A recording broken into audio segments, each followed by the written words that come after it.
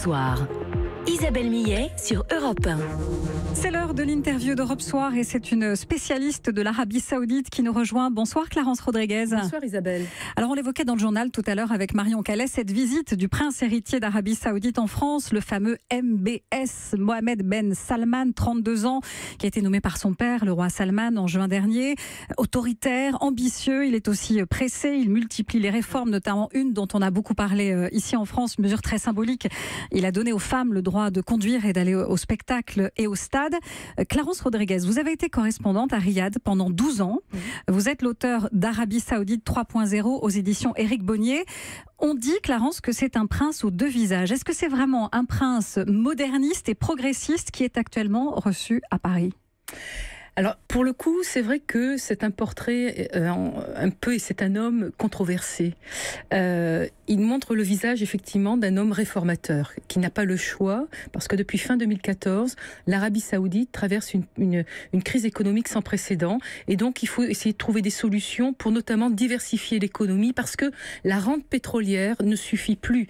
C'est-à-dire que depuis la chute du prix du baril de pétrole, eh bien, cette population ne peut plus être, si vous voulez, dépendante de l'État-providence qui était jusqu'à présent, que présentait le visage de l'Arabie Saoudite.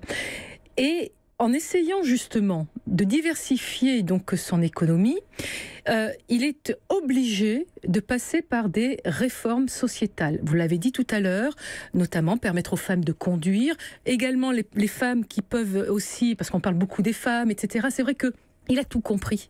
Il essaie de plaire, de séduire aux femmes et aux jeunes.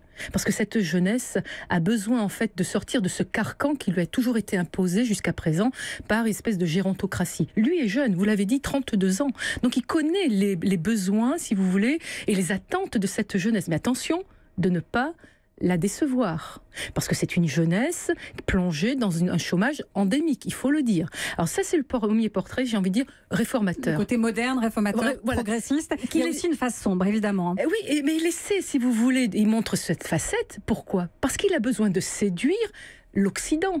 Pourquoi il fait cette tournée depuis un mois ? C'est la raison de sa présence en France, notamment. Il était auparavant aux États-Unis, notamment. Oui, parce que la France compte. Ça fait partie des pays qui comptent, les pays amis de l'Arabie Saoudite. Donc, il essaie de... C'est une opération séduction. Il est resté quand même 3 semaines aux États-Unis avant de venir en France. C'est la première fois. Et il n'est pas encore roi. Il n'est que prince héritier. D'accord ? Donc il essaie, on le voit bien dans sa démarche, il essaie de séduire avant tout les investisseurs pour venir, si vous voulez, investir donc dans le pays. Mais ça passe ensuite par une autre facette, une main de fer. Parce que tous ceux qui ne sont pas d'accord avec lui, et on l'a vu, la purge en septembre dernier, vous avez des dissidents, des intellectuels, voire même des religieux qui ont été arrêtés, internés. Ouais, il a des mesures très brutales, très autoritaires. Et très autoritaires. Donc c'est aussi un autoritaire. C'est quelqu'un qui il n'a pas envie qu'on soit contre lui. Quelle raison Emmanuel Macron a-t-il de l'accueillir comme ça pendant 3 jours ? Vous savez, là, ce sont des liens qui datent depuis très longtemps.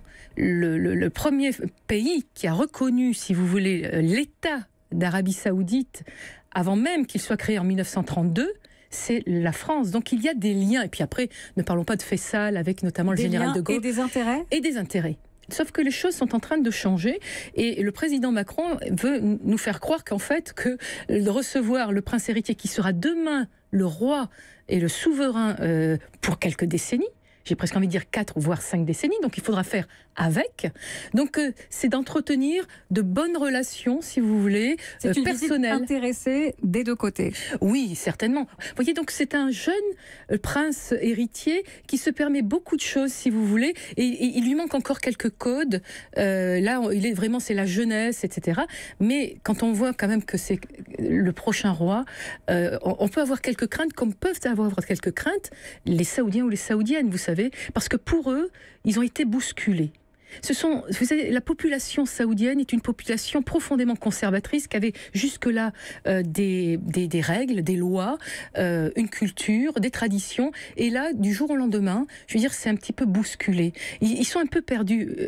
Voilà, donc... Et on verra comment ça va évoluer. Merci en tout cas pour votre expertise. Clarence Rodriguez, je rappelle le titre de votre livre, Arabie Saoudite 3.0 aux éditions Éric Bonnier.